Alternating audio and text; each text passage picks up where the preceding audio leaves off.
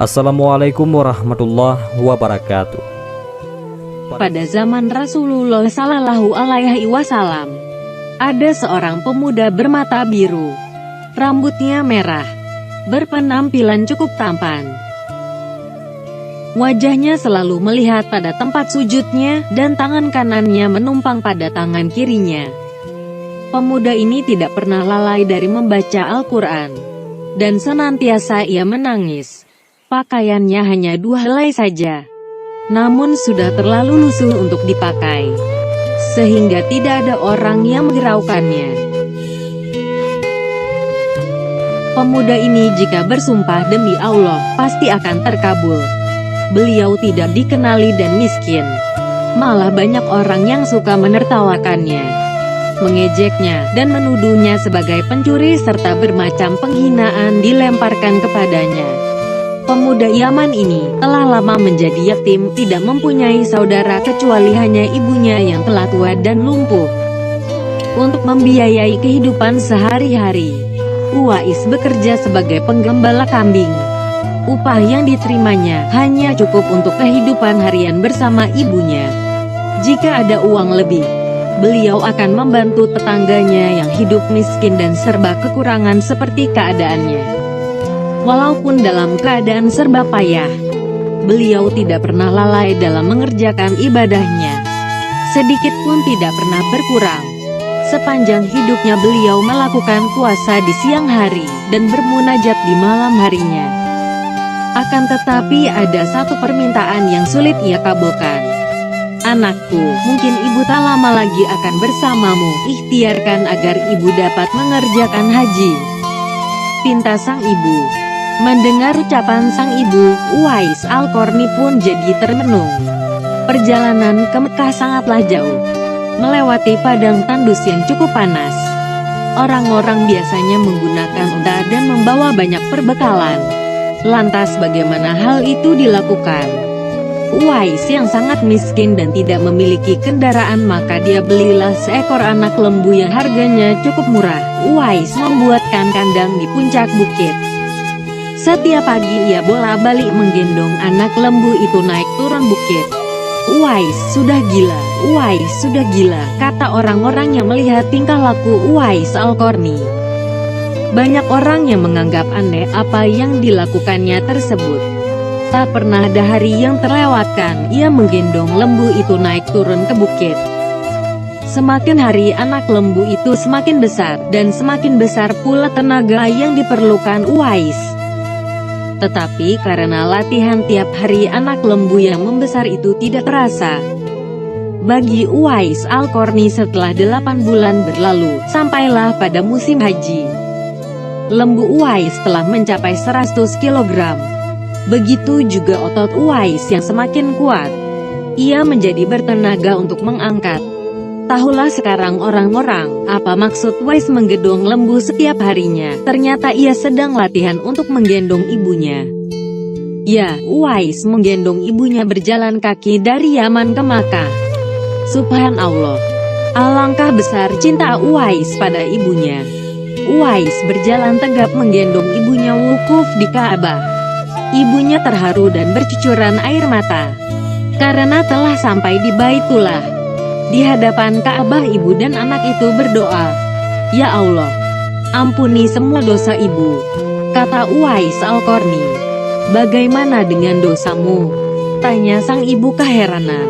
Uwais menjawab, "Dengan terampuninya dosa ibu, maka ibu akan masuk surga. Cukuplah ridho dari ibu yang akan membawaku ke surga." Itulah keinginan Uwais yang tulus dan penuh cinta. Allah Subhanahu wa Ta'ala pun memberikan karunia untuknya. Uwais ketika itu juga sembuh dari penyakit sofanya.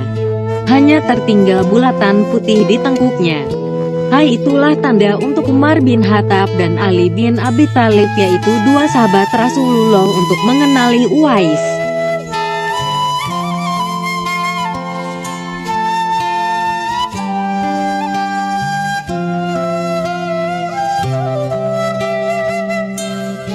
Uwais Al-Qarni telah memeluk Islam pada masa negeri Yaman mendengar seruan Nabi Muhammad Sallallahu Alaihi Wasallam. Peraturan-peraturan yang terdapat di dalam agama Islam sangat menarik hati Uwais Al-Qarni. Banyak rekan-rekannya yang telah memeluk Islam pergi ke Madinah untuk mendengar secara langsung dakwah Nabi Muhammad Sallallahu Alaihi Wasallam. Hati Uwais juga bersemangat untuk ke Madinah untuk bertemu kekasih Allah, penghulu para nabi.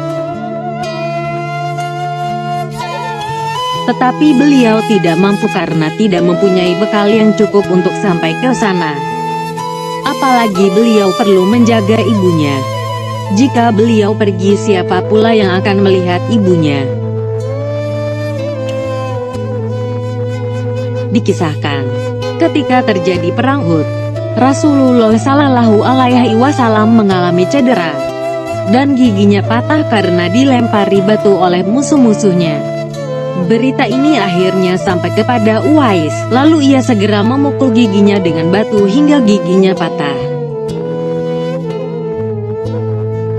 Hal tersebut dilakukan sebagai bukti kecintaannya kepada baginda Nabi Muhammad Sallallahu Alaihi Wasallam. Sekalipun beliau belum pernah melihat baginda Nabi.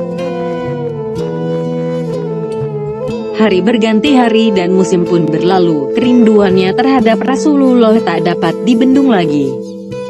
Uwais merenungkan diri dan bertanya dalam hatinya, bisakah dirinya dapat bertemu dengan Nabi dan memandang wajah Nabi dari dekat?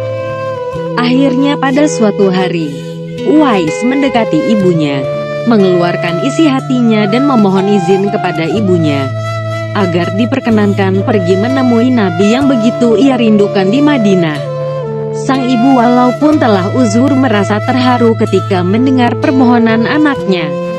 Beliau memahami perasaan Uwais dan berkata, "Pergilah wahai anakku, temuilah Nabi di rumahnya, dan bila telah berjumpa, segeralah engkau kembali pula." Dengan perasaan gembira yang amat sangat, Uwais berkemas untuk berangkat ke Madinah.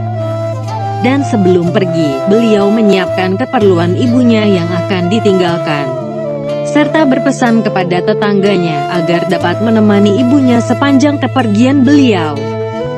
Sesudah mencium tangan ibunya yang tercinta, berangkatlah Uwais menuju ke Madinah, yang jaraknya sekitar 400 km dari Yaman.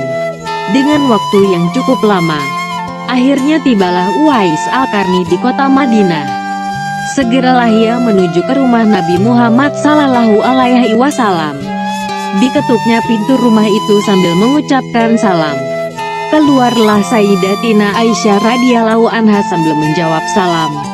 Baik, segera saja Uwais menanyakan baginda Nabi yang ingin ditemuinya. Namun ternyata baginda Sallallahu Alaihi Wasallam tidak berada di rumah, melainkan berada di medan perang. Betapa kecewa hati sang perindu. Dari jauh ingin berjumpa, tetapi yang dirindukannya tidak berada di rumah. Dalam hatinya bergolak perasaan ingin menunggu kedatangan Rasulullah dari medan perang. Tapi beliau teringat akan pesan ibunya yang sudah tua dan senantiasa dalam keadaan tidak sehat itu agar ia cepat pulang ke Yaman. Disebabkan ketaatan kepada ibunya, pesan dari ibunya itu telah mengalahkan suara hati untuk menunggu kepulangan Rasulullah Sallallahu Alaihi Wasallam. Akhirnya mohon pamit kepada Sayyidatina Aisyah radhiyallahu anha untuk pulang kembali ke Yaman. Uwais selalu menitipkan salamnya kepada Nabi Muhammad Sallallahu Alaihi Wasallam dan melangkah pulang dengan perasaan hampa karena tidak dapat bertemu dengan kekasih Allah. Sepulangnya dari perang, Rasulullah Sallallahu Alaihi Wasallam langsung bertanya tentang kedatangan orang yang mencarinya. Nabi Muhammad Sallallahu Alaihi Wasallam menjelaskan bahwa Uwais Al-Qarni adalah anak yang taat kepada ibunya. Beliau adalah penghuni langit. Mendengar perkataan Rasulullah Sallallahu Alaihi Wasallam, Sayyidatina Aisyah radhiyallahu anha dan para sahabatnya tertegun seketika. Lalu kata Sayyidatina Aisyah radhiyallahu anha, memang benar, sebelum ini ada seseorang telah datang mencari Rasulullah Shallallahu Alaihi Wasallam. Tetapi orang itu segera pulang ke Yaman karena teringat akan ibunya yang sudah tua dan sakit. sehingga beliau bimbang meninggalkan ibunya terlalu lama. Rasulullah Shallallahu Alaihi Wasallam bersabda kalau kalian ingin berjumpa dengan dia, yaitu Uwais Al-Qarni, perhatikanlah bahwa ia mempunyai tanda putih di tengah-tengah telapak tangannya. Sesudah itu Rasulullah Shallallahu Alaihi Wasallam memandang kepada Sayyidina Ali dan Sayyidina Umar radhiyallahu anhum, lalu bersabda, apabila kalian bertemu dengan dia, mintalah doa dan istighfarnya untuk kalian, karena dia adalah penghuni langit, bukan penghuni bumi. Tahun berganti tahun, dan Sayyidina Umar menjadi khalifah kedua menggantikan Abu Bakar As-Siddiq yang telah wafat. Suatu ketika Khalifah Umar teringat akan sabda Nabi tentang Uwais Al-Qarni, sang penghuni langit. Beliau segera mengingatkan sahabatnya yaitu Sayyidina Ali untuk mencari Uwais bersama-sama. Sejak saat itu, setiap kali ada kafilah yang datang dari Yaman, mereka berdua akan bertanya tentang Uwais Al-Qarni. Apakah Mutahiyah turut bersama mereka? Di antara kafilah-kafilah itu, ada yang merasa heran, apakah sebenarnya yang dicari oleh kedua sahabat besar itu? Adapun rombongan kafilah dari Yaman menuju ke Islam silih berganti membawa barang dagangan mereka. Suatu ketika Uwais Al-Qarni turut bersama rombongan kafilah menuju kota Madinah. Melihat ada rombongan kafilah yang datang dari Yaman, bersegeralah Khalifah Umar dan Sayyidina Ali mendatangi mereka dan menanyakan apakah Uwais turut bersama mereka. Rombongan itu mengatakan bahwa ia ada bersama mereka dan sedang menjaga unta-unta mereka di perbatasan kota. Ia mendengar jawaban itu, mereka berdua bergegas menemui Uwais Al-Qarni. Sesampainya di tempat Uwais, Khalifah Umar dan Sayyidina Ali memberi salam. Namun rupanya Uwais sedang melaksanakan salat. Setelah mengakhiri sholatnya, Uwais menjawab salam kedua tamu agung tersebut sambil bersalaman. Sewaktu berjabatan, Khalifah Umar segera membalikkan tangan Uwais untuk membuktikan kebenaran tanda putih yang berada di telapak tangan Uwais, sebagaimana pernah disabdakan oleh baginda Rasulullah Muhammad Shallallahu Alaihi Wasallam. Ditanyalah Uwais oleh kedua sahabat Nabi tersebut, siapakah nama saudara? Lalu Uwais menjawab Abdullah. Mendengar jawaban itu, kedua sahabat itu pun tersenyum dan mengatakan, kami juga Abdullah, yakni hamba Allah. Tapi siapakah namamu yang sebenarnya? Uwais kemudian berkata, nama saya Uwais Al-Qarni. Dari perkenalan itu tahulah mereka bahwa ibu Uwais telah meninggal dunia. Itulah sebabnya beliau baru dapat turut serta bersama rombongan kafilah dagang itu. Akhirnya, Khalifah Umar dan Sayyidina Ali memohon agar Uwais berkenan untuk mendoakan mereka. Uwais enggan dan dia berkata kepada Khalifah, sayalah yang harus meminta doa dari kalian. Mendengar perkataan Uwais, Khalifah berkata, kami datang ke sini untuk memohon doa dan istighfar dari Tuhan. Disebabkan didesak oleh dua sahabat besar ini, Uwais Al-Qarni akhirnya mengangkat kedua tangannya lalu berdoa dan membacakan istighfar. Setelah itu Khalifah Umar radhiyallahu anhu berjanji untuk memberinya uang negara dari Baitul Mal kepada Uwais sebagai biaya hidupnya. Uwais Al-Qarni menolaknya dengan lembut dengan berkata, hamba mohon supaya hari ini saja hamba diketahui orang. Hai, untuk hari-hari selanjutnya biarlah hamba yang fakir ini tidak diketahui orang lagi. Setelah kejadian itu, nama Uwais kembali tenggelam dan tidak lagi terdengar beritanya. Tapi diriwayatkan dari seorang lelaki yang pernah bertemu dan dibantu oleh Uwais. Orang itu mengisahkan, waktu itu kami sedang berada di atas kapal menuju ke tanah Arab bersama para pedagang. Tanpa disangka-sangka angin timur bertiup dengan kencang.